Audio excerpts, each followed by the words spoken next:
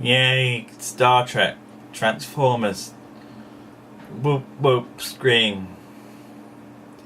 I got hit in the face by a puck.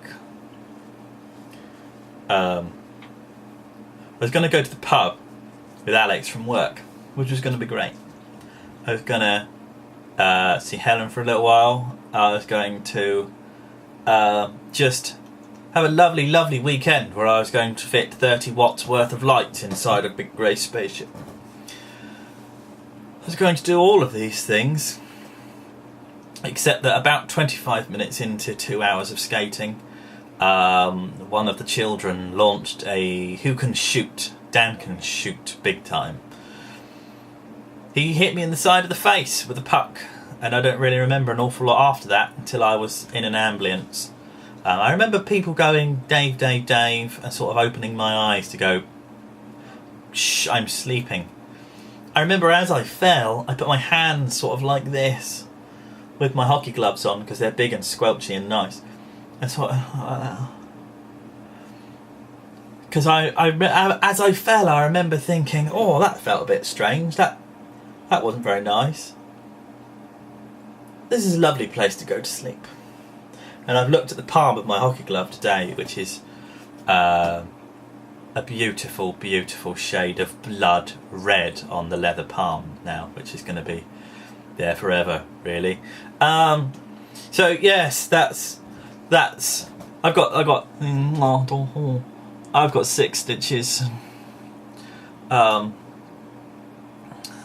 went to the hospital. I talk all the time to anyone. I just blah, blah, blah, blah, blah. Well, verbal diarrhea, because it's just like I like people. I like talking. I said about 8 words in the ambulance on the way up there. I made the girls in the ambulance laugh once, but not like I normally would.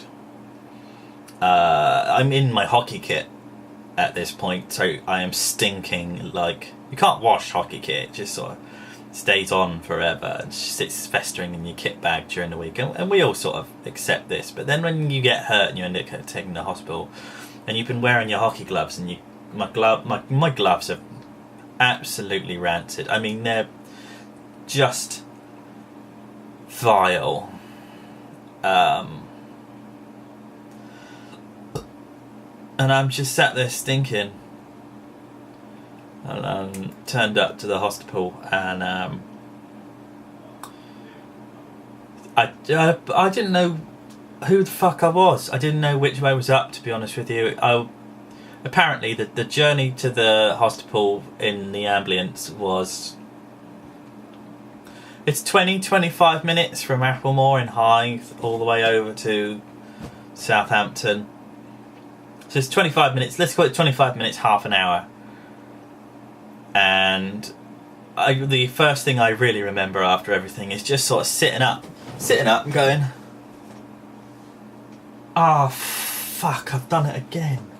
And then the ambulance girl looked at me, she said, are you alright? And I'm like, I'm hurt, aren't I? And she said, yeah. What have I done? Cut your face. Okay, cool. Was I knocked out? Yeah, again, this is like concussion number 17. I've had 16 or 17 of them now. Like, you'd have thought I'd be used to it now.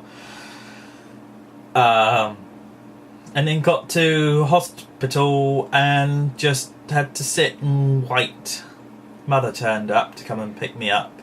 She had to just sort of sit there for an hour and a half. And then they were nice enough to put me in a side cubicle thing, not because I was stinking to high hell and people would be very sort of unappreciative of me stinking in the waiting room, but I had a bit of a stomachache. I wasn't feeling very good. I clearly wasn't. I'm fixing bots. They're not stood very well. I clearly wasn't with it, and they didn't really want to sit a concussed person with a quite profusely bleeding face in the waiting area, so they let me sit in just a cubicle. And then I was overhearing them talk later on, and it turns out that they've got like 70 people in, and it's 5:30, maybe 6 o'clock. So I'm just sat waiting, and then the man that Mum fancied, because he was ginger, and apparently I fancy ginger girls, Mum likes ginger boys. Who knew? He came over and said, "Hi, David." Blah blah blah. Follow my finger. And ran his finger down my spine to see if I'd broken anything, which hurts like fuck today. Yesterday it wasn't too bad. Jaw hurts as well. Eating's really painful. I keep forgetting much. I've lost my train of thought so often today. So we're in hospital. I'm waiting for some nursey man. Nursey man comes along, does the light in the eyes, and he's, "Someone will be along in a minute to stitch you up." And I'm like, "Oh, stitches then." He went, "Yeah, sorry, stitches." Then the other nursey lady, who she came along. She had the frizziest hair I've ever seen. Black girl, frizzy hair. I mean, like properly, like wearing a weave, but at hospital kind of. Just don't know why I remember that. Spaced out, fuck, frizzy hair. There's a girl in the cubicle opposite. Chinese girl. Obviously doesn't speak much English, but Chinese girl nonetheless.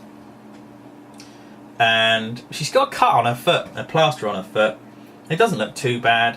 And she's fucking wailing like a banshee. Me and Mum are looking at each other just like, Christ, what's they doing to her? She was screaming like God knows what. It turns out all they were doing was giving her the injection to numb the area. She was... And I'm just... Oh, do you know what? Fuck off. I'm just about to have 5 stitches in my fucking eye. I don't want to hear you crying and screaming, you wanker. She was horrible. I'm sure she's very nice. I don't think she would have been very nice. She just had that whiny bitch feel about her. So anyway, my nursey lady comes over, who's very nice, made a couple of jokes with her. She laughed. It's fine. We got off to a good relationship. Numbs the pain, and I'm sat there thinking, it'll only be a little scratch. It won't be much at all. It'll all be fine. No, it wasn't.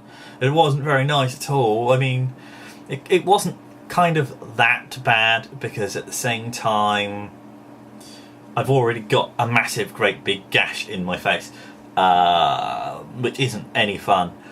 And then you can feel the prick of the needle go in, which isn't too bad, of course, because it's so close to the eye area on the face. As soon as she starts pumping the shit in, I'm just sat there like, oh! I'm holding my hands together like that. And I do that when I'm in real pain for some reason, and I'm pushing the tips of my fingers together like, oh, like I'm having a baby or a really massive poo.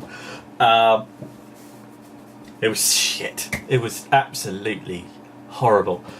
But she was really nice, and she kept talking all the way through it. And this eye, someone made a joke on Facebook about crying, and I'm sat there with this eye, and I've got my eyes, and this eye, as soon as she touched the needle in there, just went, gosh, and it's streaming. It just didn't stop. It just, and she stood there trying to do the work, just cleaning with cotton, just getting rid of all the shit, fucking all off my face. When it came to the stitches, she stood there with scissors over me, and I'm like, I don't really know. I wanted to watch, but my eye's so swollen, I can't really see out the corners of it at the moment. And then she just said, whoop, whoop, whoop, whoop. I didn't know she was doing it. It was brilliant. The top one, though, was weird, because I could feel it go twitch, twitch, twitch, twitch on my eye, and I'm like, oh, that's not right. I don't like that at all. That's unpleasant. So I've done no Voyager. I've had an argument with Helen because I'm self-sufficient. She doesn't like it. I had to drive all the way to Hythe this morning to go and get the car. I sat last night watching X Factor with Mum and Dad. The whole time going, I'm really worried because my cash card is in my tracksuit trousers. My tracksuit trousers are with my kit bag, and I don't really remember leaving my kit bag with anyone, because when I left, I was on planet Lala. Turns out Dad had my kit bag in the van all night, never bothered actually saying I got me. It was just a miscommunication. It was just something that we didn't tell each other because it didn't seem important, because we both said about it to other people. And I was really worried about it all night, and it was just out the front. So I got all the way to bloody Hythe to go and collect the car with no fuel in it whatsoever. And Dad went, "Oh, your kit bag's at home." Oh. So that wasn't brilliant. And Jim, the guy who drove my car home, the manager of the club, thank you very much, Jim, if you ever see this, he put money in the car for me, just like a $5's worth of petrol, because it really was that low that it's just been a really wanky day. And I've spoken to my sort of sales manager at work, Alex, and I was going to be meeting him down the pub today to say, just to go down the pub, talk about work. He's a really nice guy. We don't see each other socially, and I think it'd be good for us. And he phoned up saying he had to cry off because he had to look after his kids. So I texted him, "That's fine. Got a puck in the face, got 5 stitches in a face like a bag of smashed crabs." He sent one back going, "Oh my God, are you alright? Are you coming to work tomorrow?" And do you know what? Tomorrow morning I'm supposed to go and get my back fixed because I've got, through playing hockey for years and years, I've got a smashed spine. And I don't know if I want to go for my first appointment to have my back fixed with a face that looks like this. I can't sleep. I can't lay on that side to go to sleep, and that's the side that I sleep on. I'm pumped full of fucking painkillers. I just want to crawl in bed and watch Star Trek DVDs.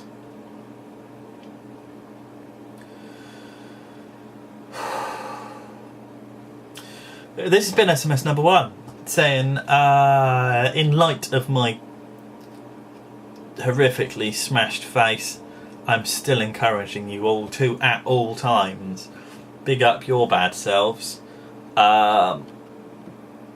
Thank you.